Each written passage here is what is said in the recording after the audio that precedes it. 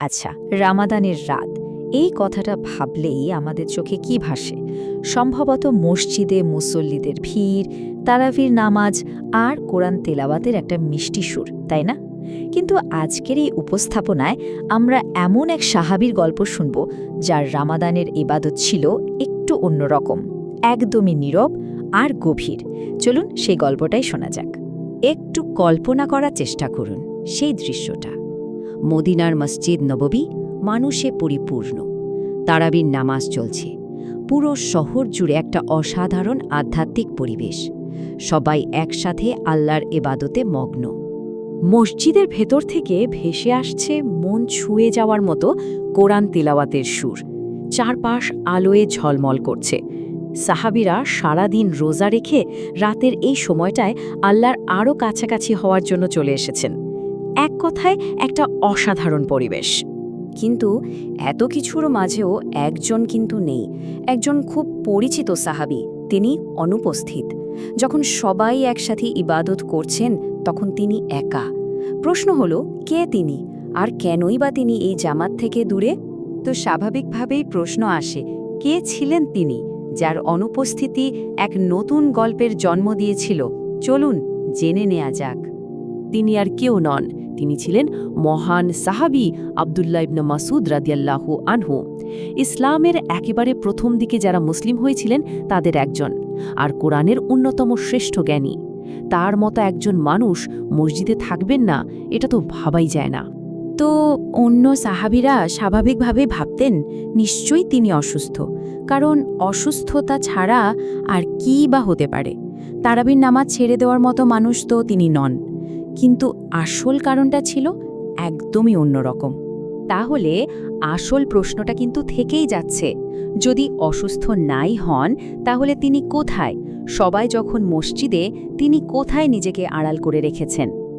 এবার চলুন দেখি কি হলো এরপর। তার সঙ্গীরা তাকে খুঁজতে বের হলেন, আর সেখান থেকেই শুরু হলো এক গভীর রাতের ঘটনা, যা ঘটেছিল মদিনার এক অন্ধকার গলিতে। তাকে না দেখে তো অন্যেরা চিন্তায় পড়ে গেলেন। রাত যত গভীর হচ্ছিল তাদেরও চিন্তা বাড়ছিল। তো কয়েকজন সাহাবী মিলে সিদ্ধান্ত নিলেন তাকে খুঁজে বের করতেই হবে। খুঁজতে খুঁজতে তারা মদিনার এক অন্ধকার একদম নির্জন একটা গলিতে এসে পৌঁছালেন।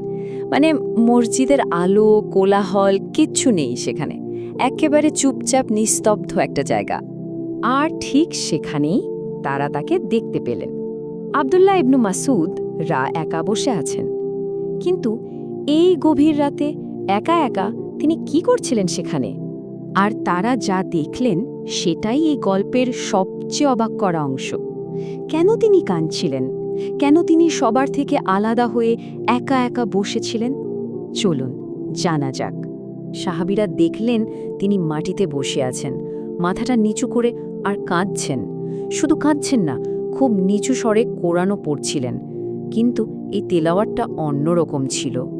মানে এতটাই জীবন্ত আর আবেগময় ছিল সেই তেলাওয়াত যে সাহাবীদের মনে হচ্ছিল কোরআনের আয়াতগুলো যেন ঠিক এই মুহূর্তে তার উপর নাজিল হচ্ছে। সুবহানাল্লাহ। আর ঠিক তখনই তারা শুনতে পেলেন তিনি ফিসফিস করে কি বলছেন। তিনি বলছিলেন, হে আল্লাহ, মানুষ আমাকে দেখছে না, তাতে কিছু আসে যায় না, কিন্তু তুমি তো দেখছো, আর আমার জন্য এটাই যথেষ্ট। ভাবা যায়, ইবাদতের এর চেয়ে খাঁটি রূপ আর কি হতে পারে? কোনো লোক দেখানো ব্যাপার নেই, কিছু না, শুধুই আল্লাহকে দেখানো। জানেন তার এই ইবাদতের গভীরতা কেমন ছিল? এর সাক্ষী কিন্তু স্বয়ং আমাদের নবী সাল্লাল্লাহু আলাইহি ওয়াসাল্লাম। চলুন দেখি তিনি কি বলেছিলেন। রাসূলুল্লাহ সাল্লাল্লাহু আলাইহি সাল্লাম নিজে একবার বলেছিলেন, যে ব্যক্তি কোরআনকে ঠিক সেভাবে শুনতে চায় যেভাবে তা নাজিল হয়েছে, অর্থাৎ সতেজ এবং জীবন্ত অবস্থায়, সে যেন ইবনু মাসউদের কাছ থেকে শোনে। চিন্তা করুন, এর চেয়ে বড় প্রশংসা আর কি হতে পারে? এই পুরো ঘটনাটা আমাদের একটা গভীর প্রশ্নের সামনে এনে দাঁড় করায়, তাই না? ইবাদতের আসল সৌন্দর্যটা আসলে কোথায়? অনেক মানুষের সাথে মিলেমিশে করার মধ্যে, নাকি এরকম নির্জনে নীরবে একা আল্লাহর সাথে কথা বলার মধ্যে? আব্দুল্লাহ ইবনু মাসউদের গল্পটা তো আমাদের এটাই শেখায় যে সবচেয়ে দামি ইবাদত হয়তো সেটাই যা কেউ দেখে না, দেখেন শুধু আল্লাহ।